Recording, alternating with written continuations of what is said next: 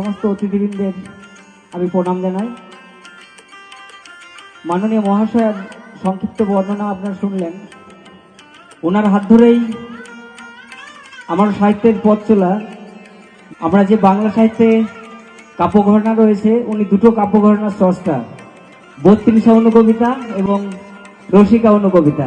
আজকে আমাদের বাঁকুড়ার ডাঙ্গাপাড়া গ্রামে পেয়েছি ওনাকে। আমি আমার তরফ থেকে, আমার সাহিত্য শিক্ষাগুরু হিসাবে আমি ওনাকে এই মঞ্চ থেকে সম্মানিত করতে চাই। উনি এই সম্মান গ্রহণ করবেন আমি আশা করছি। স্মারক প্রদান করছেন শৈলেন্দা। ওনার উত্তরোত্তর বৃদ্ধি হোক এই কামনা আমরা করব।